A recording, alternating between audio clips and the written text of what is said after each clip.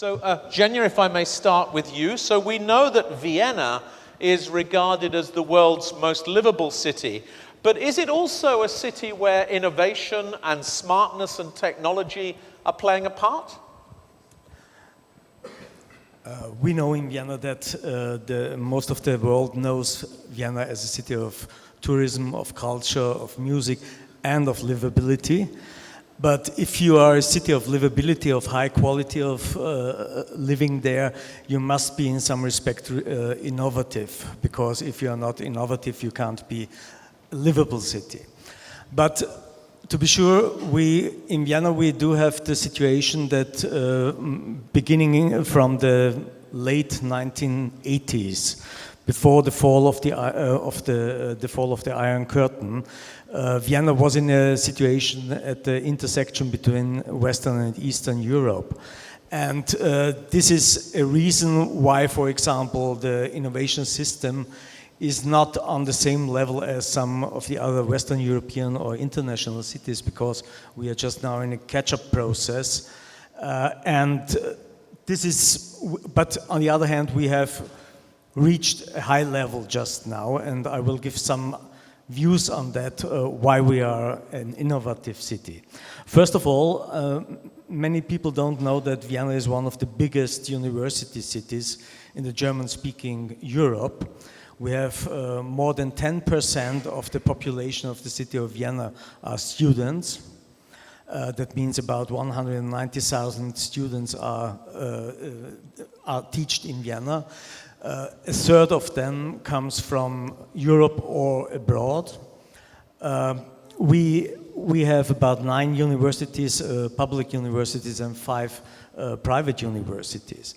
Secondly, what is not well known in the world, and I think the reason for that is that in this regard we don't have a very good storytelling about Vienna. I think in tourism, for example, in culture we have a good storytelling.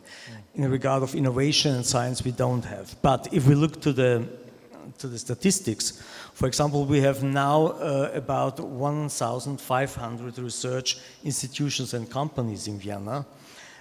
And this number has quadrupled since 2000. That means it's a very quick process of catching up.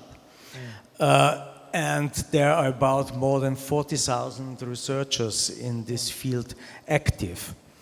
Secondly, we have a very high research quota. We are under the leading metropolitan regions of Europe regarding the research quota. We have 3.5% research quota, and more than 50% relate to the local companies and international companies like Baxter, Boehringer Ingelheim, Aventis or Siemens.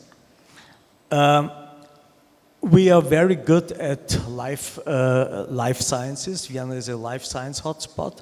I only want to mention one big Vienna biocenter. It is composed of 16 companies with about 1,400 scientists from over 40 nations in the world. We are very good at medical device industry. It is related to the high quality of the University of Medicine in Vienna, and it comes from research to development and manufacturing. In the sector of ICT, Vienna is also under the top 5 of Europe. We have about 5,700 companies with about 65,000 employees, and the outstanding components in this respect are the competence center in visual computing. We are in this respect under the world leaders. And secondly, we are just now starting to realize a pilot fabric industry 4.0, and it is in one of the biggest urban development areas of the city of Vienna. And this will be something like a pilot project, how the system could run best. A last point I would mention, and it was tackled before in the first panel, I think Vienna is an innovator in social housing and social inclusion. This we can say very clearly, that Vienna is one of the cities in Europe and in the world which has a very profound system of social housing and affordable housing during the last 7 decades, only with the interruption of World War II. It is not the fact that we don't have no problems with this sector, but we have a very good base on which we can guarantee social inclusion in the city of Vienna. And I think Vienna is one of the cities at the moment regarding to the refugee migration, where the integration of asylum seekers or refugees is working very well. We don't have any problems at the moment. There are no fights at the streets, or no public or no strong public opposition against that. And this has happened despite the fact that we had some weeks ago, or 2 weeks ago, our presidential elections, where it was very difficult and very critical that Austria will be the first country in the European Union where right-wing president could have happened. We could avoid this, luckily, but in this point, I think what we have to look at, if we are looking at innovation, we have to think about how we can generate and create innovation against gentrification in the planning system. We have to think about how to create innovation for affordable housing in the sense of new financing systems. I think what we have heard about New York, what I know about Paris or London and other cities, the question of financing affordable housing is not solved, and I think it's very necessary to do that, to be innovative in the other sectors of the industry or the science. Eugen, thank you very much indeed. I mean, we might ask you a little bit later about why Vienna is not so well known for these amazing achievements in science and technology and life sciences and medicine and education and everything that you mentioned. But I suppose your key point is that Vienna has really been an innovator in urban innovation, particularly in the areas of social housing, in the areas of livability, where it's #1 in the world. And there's something we can all learn from this, so let's be ready to discuss that with you shortly, if we may. Martin, we'll come to you next, if we may. You are somebody who spends a lot of his time living in Prague, even though you're not originally from Prague, and you've developed a really fascinating project about using technology to create the idea of a shared city. So what is happening in Prague, and why is it happening there? That's right. Well, I'm from New York, as you know, Greg, and I spent most of my life in New York, and I moved to Prague in 2012, and then back to New York, and then back to Prague in 2015. So I bring this kind of big city, kind of business-centered city demeanor to a small city like Prague of 1.4 million people, and I realized that there was lots of holes in the market in the space that I work, which is primarily in developing public space. I'm a landscape architect at heart, but I'm also a communicator and a collaborator. And we realized that there was no collaboration across sectors, particularly for urban development issues. There was not a lot of leadership in the public or private sector, but there were a lot of active citizens who knew that they wanted to be part of their government. So what we did was we formed a platform, which is a physical and a digital platform, to connect people across sectors. And primarily to connect people across sectors to what we say is to leave the city in better shape for the next generation than it is for this one. And in the last 2 years, we've been focusing on technology and particularly the sharing economy and how we can create a shared city, shared values and shared technologies to make the city a better place to live. Primarily focused on public resources, public infrastructure and public space, but also housing and transportation. So we're looking at that intersection, and the disruptors, the large ones were mentioned earlier in housing and transportation, and we're also finding alternative disruptors, like bike disruptors. So in Prague, as I mentioned, there's an active citizen group, and these citizens, people have never really had the opportunity or the space to be part of their government and be part of change. Post-1989, we still have this kind of 1989 revolutionary spirit in almost every Czech. But in the urban development process, there's no platform. We're developing right now a digital platform so that people can participate in urban development projects, particularly architecture. So if you have a building project in Prague, for example, right now, Zaha Hadid has proposed a large building in the center of the city. The initial response from both the architectural community and general citizens at large is that this building should not be built in the center of Prague. We shouldn't have more density, as Karl described. We shouldn't have new architecture in the city. And I think this is primarily a response to the fact that there's no platform for formal discussion and formal dialogue for citizens to improve projects and get public resources out of those projects. So what we're trying to do is develop this platform where we can put a project through a design thinking process, which means that the project is conceived of, citizens have a right and an opportunity to comment on it, either in physical meetups or in a digital space that we're creating. That process can go for several months. The project will go back to the drawing board, it can be reviewed, revised, and the developer and the architect will have a responsibility to revise the project per public comments, per reasonable public comments, so that we can get an active participation through the process. So this is one example of a project we're looking at. We're also looking at a large brownfield site in Prague to use this technology platform to create public spaces within this brownfield that people can take ownership of. Because anything that we've learned from New York, particularly from the 1960s and Jane Jacobs' philosophy, is that sort of eyes in the street are the things that keep the street sustainable and keep the streets safe. And if we have more eyes and more density and more participation in the process of creating public space and creating the city, then it's inherently more sustainable. So that's some of the things that we're working on. So we're working across the sectors to do this with some of the largest banks in the city. We're also trying to push the local politicians and municipality to make these changes. But in this context, politically, it's quite difficult. Since I've founded Prague in 2012, we've gone through 3 mayors. The mayor in power right now is supposed to be kicked out of office about 3 times in the last 6 months. So the political context is a little bit shaky. Remarkably, the economy is doing quite well. But there's been, the urban development scene has suffered. So we essentially have a stasis in urban development. So what reSITE is doing is trying to promote all these issues while also using technology to create smart citizens so that smart citizens can take part in the process. So I should say, sort of in summary, that I think Prague is a little bit behind in terms of innovation from its Western counterparts. But because of this active citizens group, we're trying to create or make them smart citizens. So that we have an opportunity now that the sort of smart city phenomenon has nearly passed, and we're sort of recycling the idea of the smart city to create new technologies, and we're trying to focus the technologies on citizens first. Great.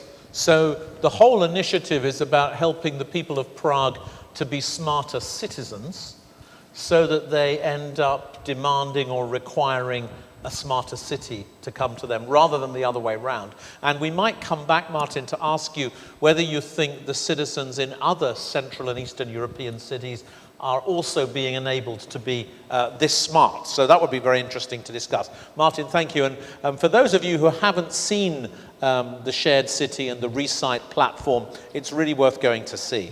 We're going to come now, if we may, to Hans-Jörg Brun. Hans-Jörg, welcome to you. Thank you. We wanted to ask you to talk a little bit about the work that you've been doing. We know that Cornerstone invests across Europe. You have offices in Berlin. You're active in Central and Eastern Europe. But which Central and Eastern Europe cities are on your radar?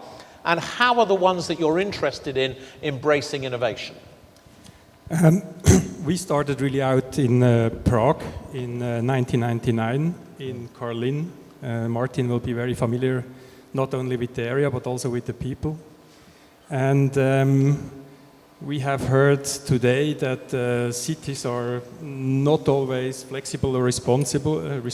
Mm-hmm. And that was certainly the case in Prague, and I'm very happy to say that we have succeeded in spite of that. Mm-hmm.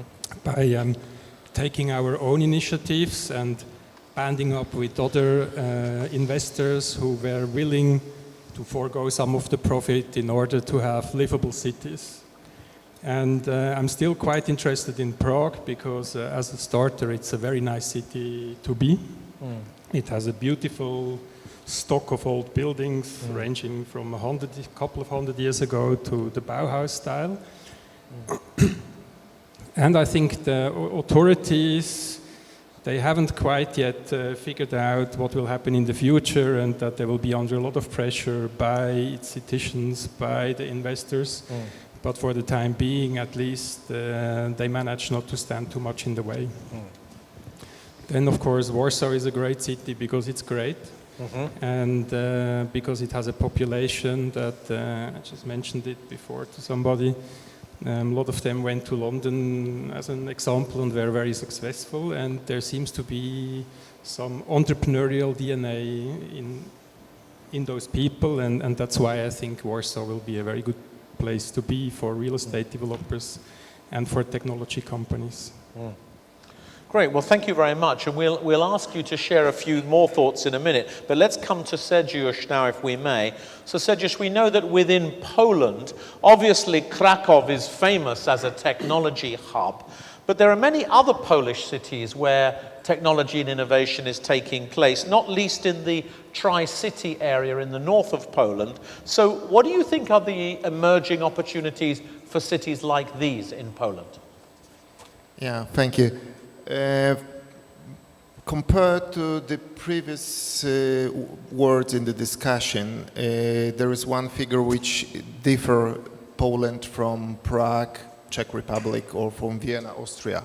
We are 40 million nation, and that's the big capacity of knowledge, skills, this software, which was mentioned in a previous panel by Chris. And this is the most important thing which brings the investors and capital to Poland. And of course, the first focus is on Warsaw as a capital and the biggest city. But when you look deeper and you will go through some regional cities, you will find out Krakow, as you mentioned.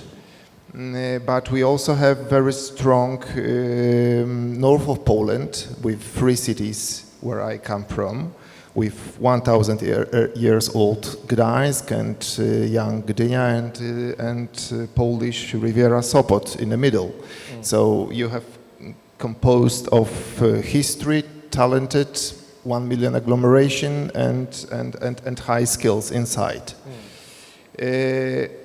I can give you a short example of one of my experience with the success story of one, not the biggest, but very important company from United States called Intel. The story begins in 1991 when first joint venture between small entrepreneur from Marlborough, Massachusetts, from States, organized a joint venture company with 5 engineers from Gdańsk. Then in 1997 it was bought by Danish company Allcon, and in 1999 bought by Intel. So from 5, in 97, 123, and then 200 in 99, Intel started their operation with our help, because building the hardware for such companies, which is buildings, infrastructure inside, it's the easiest part, yes? Today, Intel bought the buildings from me after 17 years, having inside 2,000 very high-skilled engineers, one of the biggest research and development outside United States, the biggest after the Munich and Israel. And that brings a lot of opportunities, not only for this particular company. For the moment, in the region, we have the companies like Amazon, text-to-speech technology. We have Boeing, Japansen, the Boeing SSC. We have Kainos, Thomson Reuters, IT department of Thomson Reuters, who create the Condor-free, the risk management software. We have Nordea IT for all Scandinavia. All the IT departments are in the 3 cities. For the moment, we calculate that there is 25,000 jobs in a 3 city only with the IT or R&D sector. So that's one of the examples in Poland among Krakow, but also Silesia region, Wrocław, Poznań, that investors are very successful and very happy. Thank you very much indeed, Sergiusz. And the obvious comment to make is that indeed Poland is becoming a real center for technology-led jobs and economic development. I guess the question is whether you think that city making and city management in Poland is also using the technology to the optimum. Do you think it is? Yes, of course it is. A few months ago, the new software system which is calculating the density on the roads between those three cities, which is very crucial, you know.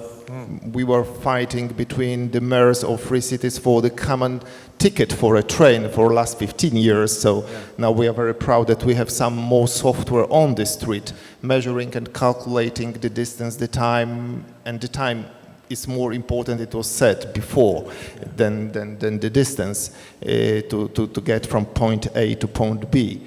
So that's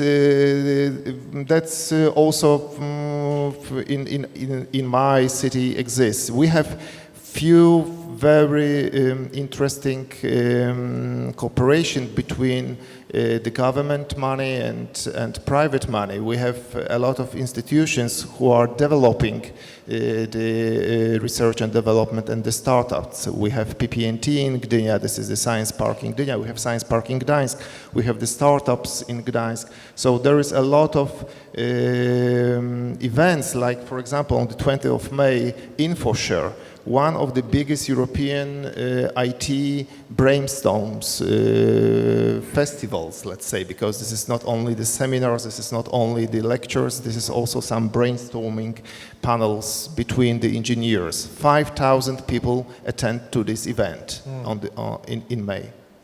Thank you very much indeed, Sergiusz. Now, I have more questions, but I'd really like to know what your questions and your thoughts are. We've been talking about Prague, Vienna, Warsaw, the Tri-City region in the north of Poland. We could talk about other parts of Central Europe. The underlying theme is, how is Central and Eastern Europe producing cities that know how to adapt to technology? So who has questions they'd like to put or comments they'd like to make?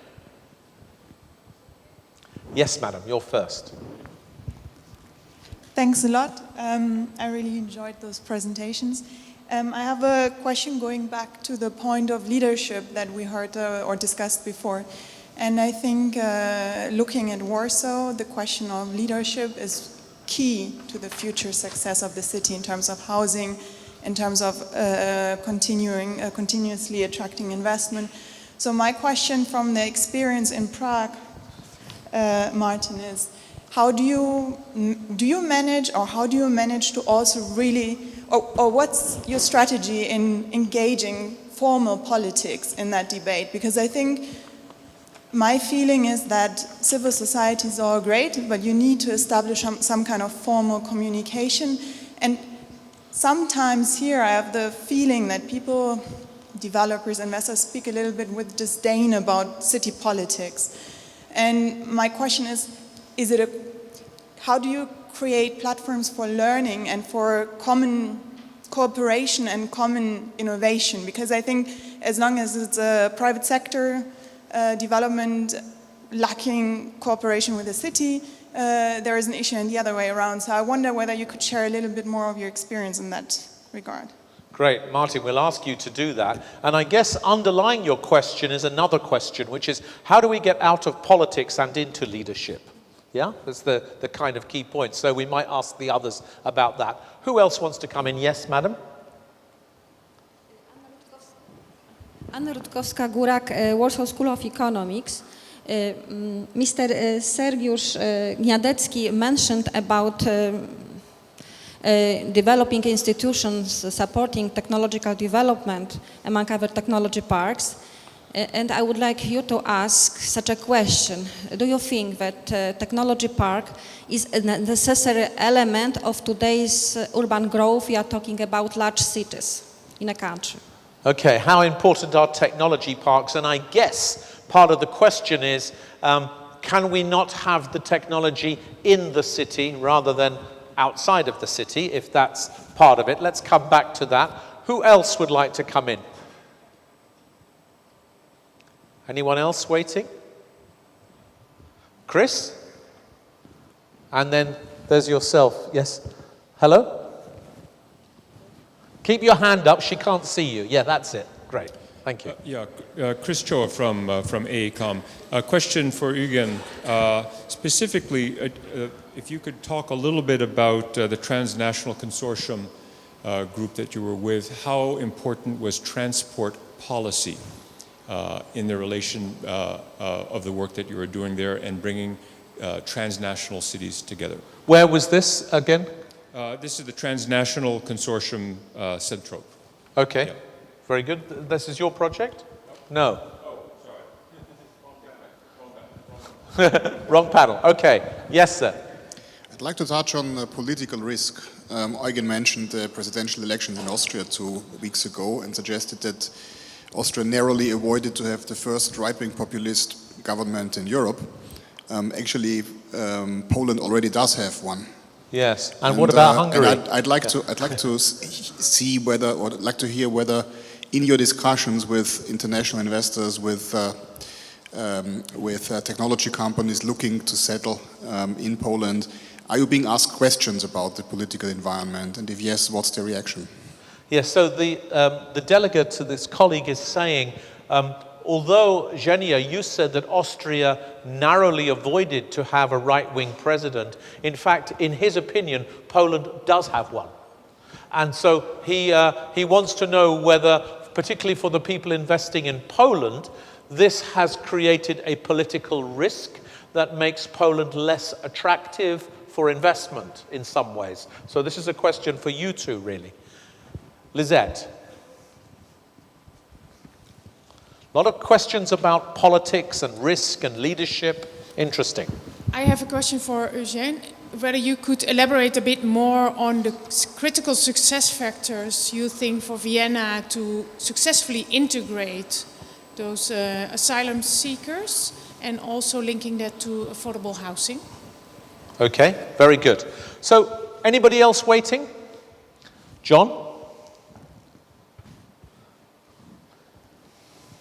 Thank you. I wanted to ask the entire panel, to what extent do you feel that your individual city is in competition with other cities in the region? Yeah, okay, that's a good question.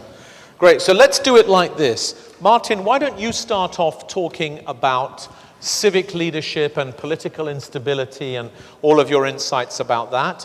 Then we'll ask Zhenya to say a little bit about Vienna and migrants and everything else. Then we'll ask Sergiusz and Hans-Jörg to talk about technology parks and political risks in Poland. And then we'll ask all of you to talk about competition. Okay?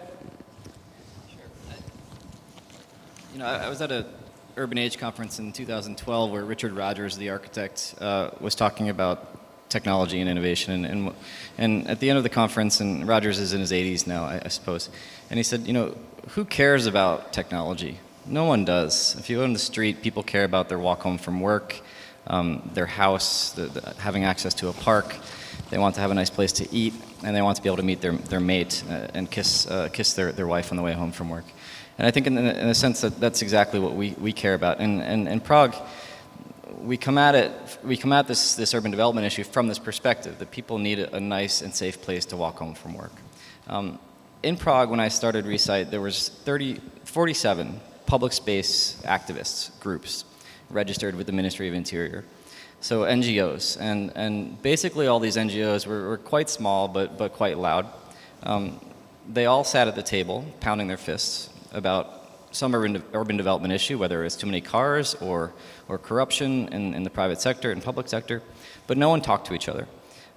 So we looked at this and said, like, this is a completely unsustainable conversation, and there needs to be someone that's connecting the concerns of these groups with the concerns of the private sector and also the public sector. So, and relative to the question about how do you deal with politicians, again, in the 4.5 years that reSITE has existed, we've gone through 3 mayors in Prague, several city councils. We had 6 or 8 months this year where there was no city council. So it's incredibly difficult to operate in that environment, particularly for us who really genuinely has interest to connect these sectors for positive and sustainable development. Carlene has been a good example. It was developed primarily by Carlene Group in the early 2000s, and over the last sort of 12 or 14 years has undergone a complete transformation with relatively little resistance from Prague 8 municipality or help, by the way, or the Magistrate in Prague 1. So what we're trying to do is work with the people, like the developers in Prague 8, and other developers now around the city. In Prague 7 has huge opportunities for development in the Bubny rail yard site. So we're working with local politicians there to develop a series of workshops. So specifically, what do we do? In the last 4 years, we've organized 78 events, some large. We have a conference coming up in June, which will have 800 to 1,000 people. Mostly between, the demographic is actually quite interesting. It's about 21 to 35 is our key demographic, and they're spread across all sectors that we've talked about.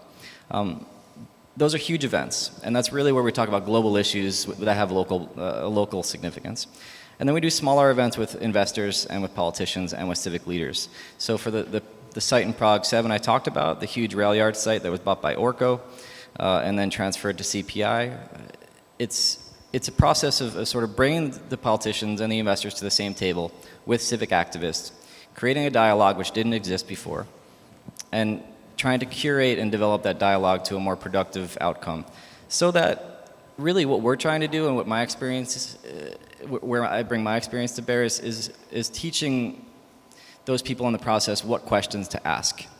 Because ultimately, the questions that we're hearing asked from both sides, particularly the private and the public sector, are wrong, and particularly the civic sector.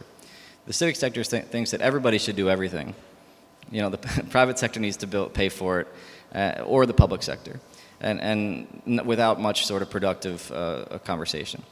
The private sector does not want to build public infrastructure in Prague because they're not getting the benefits to do so. They're not getting additional FAR. And the public sector and politicians, particularly the mayors, are not willing to sort of give FAR or give anything to developers for these benefits. So you have a sort of relative stasis on big, large brownfield sites like this. So what we're trying to do is teach people how to ask the right questions, what works in other cities, and how to adapt those sort of global models that are working elsewhere to the local context of Prague. So it's quite a complex process, and it's a long-term process. A lot of people ask, sort of, what's the physical impact that reSITE has made?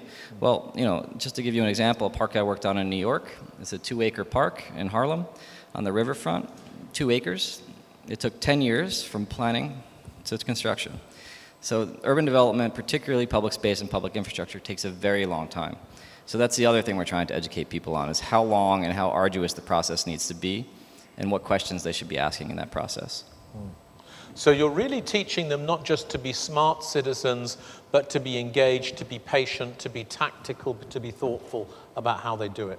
That's right. Yeah. So what I talked about earlier was the particular interest we have in technology. That our platform is based on this much larger conversation. And right now, in this year, in the coming years, we're going to try to use technology as a participation tool to enable citizens and investors and politicians better access to the process and a little bit closer collaboration in the process. But the larger process is about curating this conversation. And educating across all sectors about leadership and vision and about connecting people. Martin, thank you very much. I mean, it occurs to me that there may be people in Warsaw who'd like to see you helping them to do something similar here, but I leave that to a conversation over dinner. Zhenya, will you talk to us about migration and Vienna, and how Vienna is going to accommodate the new migrants, and, as Lisette asked you, also continue to have affordable housing? I think the key success factors are, for example, that the city of Vienna has a very long and continuously practice in social cooperation as well as in social responsibility. Vienna has a very broad system of social services which are practiced and operated by the city of Vienna itself. On the other hand, the city of Vienna had outsourced some of the services so that these services can act very quickly and are not bound to the regulations of an administration. Certainly, the city of Vienna has a very broad cooperation system set up with civil society organizations. If we look to the last year, where normally the city of Vienna has a net migration per year of about 20 to 25,000 people. In the last year, it more than doubled to 45,000 people.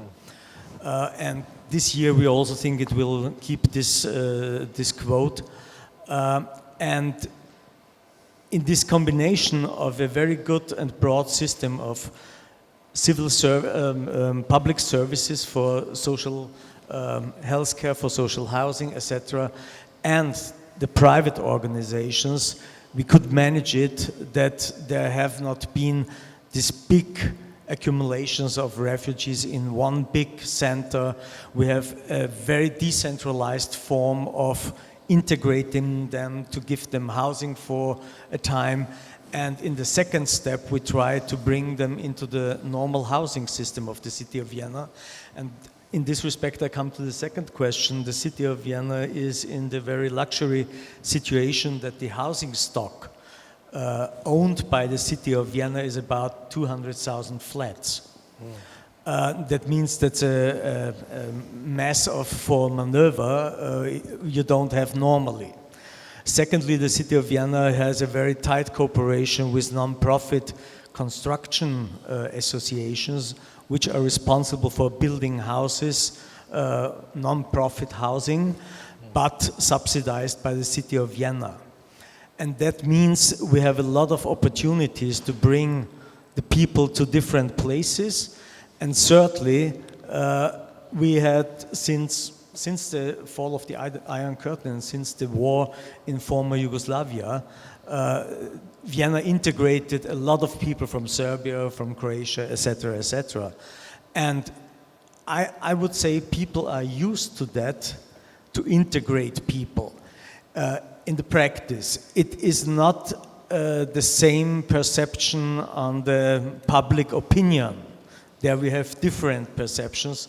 But in practice, it works that people say, okay, we have to take the people for us, we have to work with them, we have to bring them into schools, we have to bring them into the labor market. At the moment, the biggest problem is the labor market, because we do have regulations where you are not allowed to use or to go to the regular labor market if you are in the status of an asylum seeker.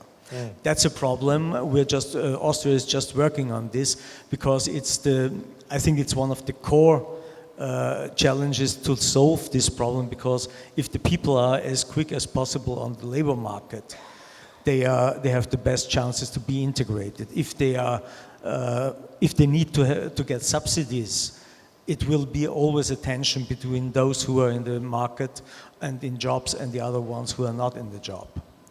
Thank you very much. Very helpful. So economic integration is key to social integration, it looks like the point. Now, Hans-Jörg, if we may, we were asked a very sharp question about political leadership in Poland and whether it's made the country more or less attractive for investment. What's your view about that?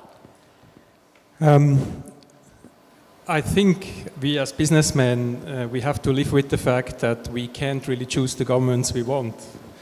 If it would be up to me, I would avoid all countries where you have either a left-wing government or a right-wing government. Yeah, that would only leave you a very small number of countries to invest in. Very small number indeed.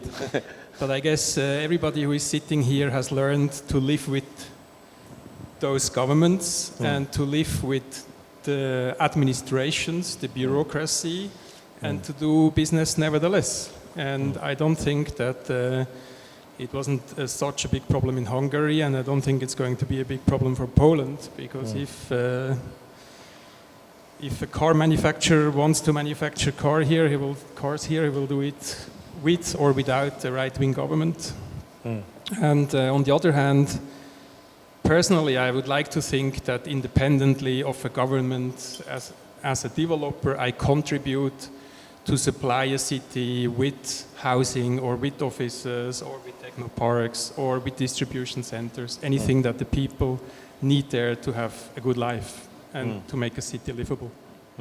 So if it's not the politics that matter, what does matter to you about what the government does? I think what matters most is that governments don't put walls in front of you, and I think the time factor is always the most important one. And in this respect, I think Martin is on the right track and is doing probably a fabulous job. So in a way, with his technology and the way he's working, he's making sure that the population of a city, the citizens are educated and they have a say in what is going on in the city, and they have a say, they can go a stable path, even though the government changes 3 times in a couple of years.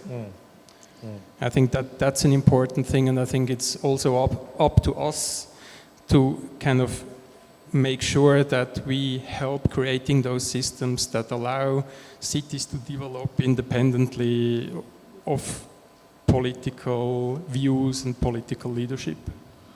Thank you very much indeed. So making that a key voice is important.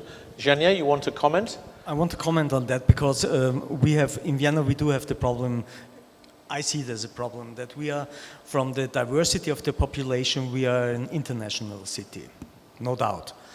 But from the perception from outside, we are not a cosmopolitan city. And this is, if you look to the very different rankings we can look at, you will see that, for example, this question of openness, of open-minded people, of an open-minded government, of a cosmopolitan government, is one of the soft factors who is important for the decision of a company to come to Vienna or to another city. Because if from basic conditions, there are not that many differences. A lot of soft conditions are responsible if there is a company going to this city or the other one. And in this respect, I meant it is important which kind of government you have, what the government shows to the world. Do we want to be open? Do we want to cooperate? Do we want to have a dynamic in our economic system or not? That was the only thing, and I think it is important to think about that. And also, when I talked about the question if Vienna is an innovative city, I think from the statistics we see that it is innovative. But from the self-perception of the population, for example, we don't feel as an entrepreneurial city. We don't have this entrepreneurial spirit as it, for example, London has or Paris has or other cities have. And I think this makes the little difference if you are catching up very quick or if you are coming behind. Now, we need to hear from Sergiusz to answer the question about technology poles and parks, and also your comment on the political scene. But you just almost began a conversation we must continue at dinner, which is which investments are sensitive to cosmopolitanism and which ones are not? Very interesting question. Sergiusz. But first you would like me to go... Yes. We'd like you to comment on the technology parks and also the politics, and then we're going to break for coffee.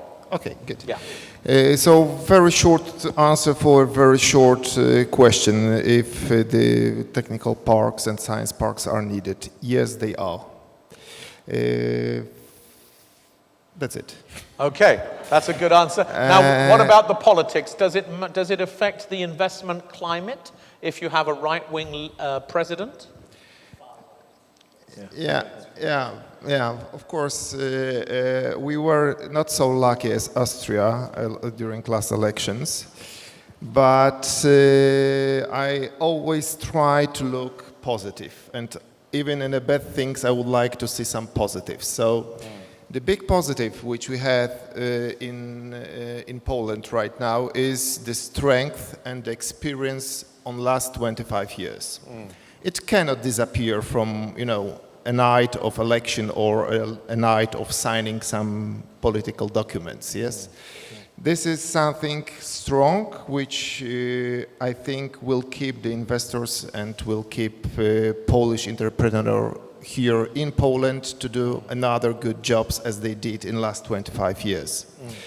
Another issue is that from our very real estate perspective, we have to remember that all our plans development depends on a local authority, which are not government to the end. So for example, if you would like to have a building permit, this is nothing common with the government or the president. Yes, this is the local plan, the local authority which give you the permits. So based on this, I'm very optimistic, and you know, we used to have cycles in the real estate. Yeah. So also have cycles in the political situation. So.